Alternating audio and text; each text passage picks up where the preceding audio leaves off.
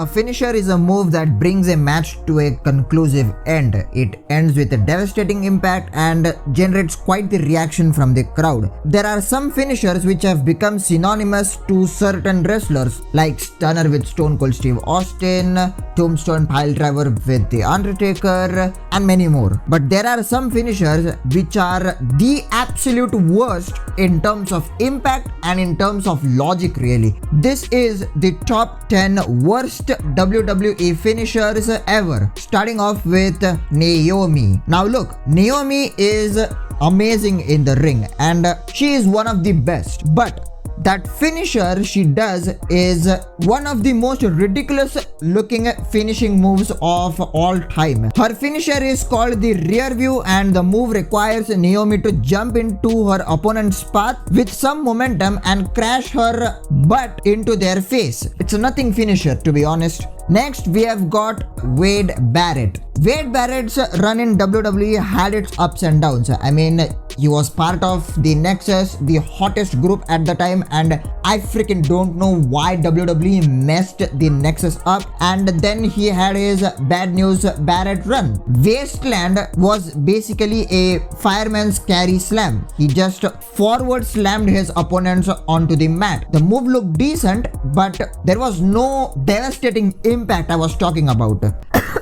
Next, we have got the Great Khali. The Great Khali's brain chop just came out of nowhere during a match, which is good, but that move looked very ineffective if you ask me. And with the Great Khali's limited athleticism in WWE, the brain chop just looked ineffective. Even the Punjabi plunge and the Vice Grip as a submission move looked damn good if you ask me, and it was great for the Great Khali's size and his limited moveset. But the brain chop, it was a nothing finisher. Next, we have got MVP. Now, MVP hasn't wrestled in a while, and I'm damn sure if he does, he is not going to do this finisher anymore. MVP's playmaker is one of the most awkward looking finishers I've ever seen. MVP wraps one leg around the opponent's head while balancing on the other, and then he performs a version of the neck breaker which obviously doesn't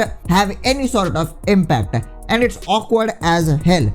A simple neck breaker has more impact than this version of MVP, and hence it made the list. Next, we have got Charlotte Flair. Charlotte Flair is one of the greatest of all time, and according to Paul Heyman, she is just getting started. And natural selection has ended a lot of matches for Charlotte Flair, including that title win at SummerSlam 2018, the beginning of Becky Lynch's heel turn. But according to me, natural selection looks like it hurts Charlotte Flair more than the opponent. The opponent has to just slam their face into the mat, but Charlotte Flair has to catch the head and flip at the same time, so it hurts Charlotte Flair more than her opponent. Next, we have got Umaga. Now, the Samoan spike may hurt in real life. I mean, a jab to the throat is going to hurt, but to use this move as a finisher, it is just a joke. Umaga had a great moveset, okay? He had the running splash, he had the Samoan drop,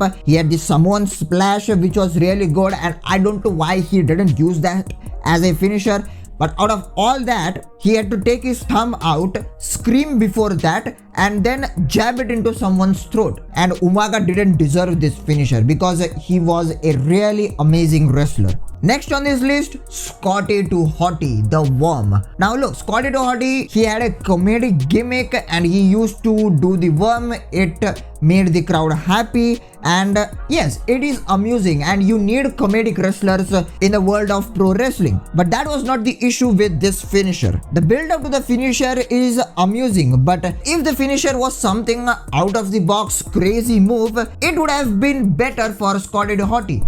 Instead, what happens? He does the worm and then the move ends with a chop. Given Scotty 2 Hotty's size, a chop should not be a finisher, okay? Next up, we have got Fantasio, and I don't know the name of the finisher, and I don't want to even give a description for this. Just watch it yourself.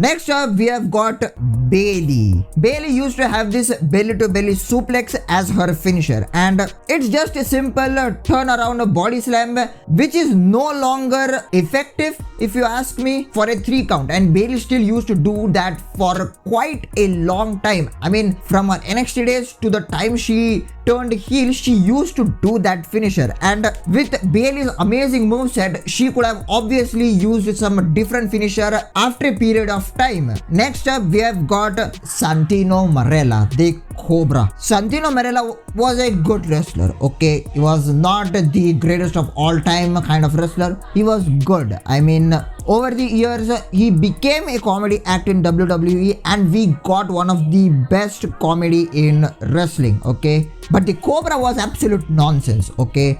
It had no logic. Obviously, it had no impact, and as I said, for the Samoan spike by Umaga, a jab to the throat will hurt in real life. Obviously, it just made people laugh at pro wrestling because it took the believability factor out of the equation. But again, people forget to consider this. Santino Marella was a comedy wrestler, and in the world of pro wrestling, we need comedy wrestlers. But the Cobra as a finisher, it was the absolute worst finisher in WWE ever. And number 1, and you guessed it, John Cena. Oh my god, where do I even begin? Now, Cena created this huge hype around his new move, and he called it the 6th move of doom.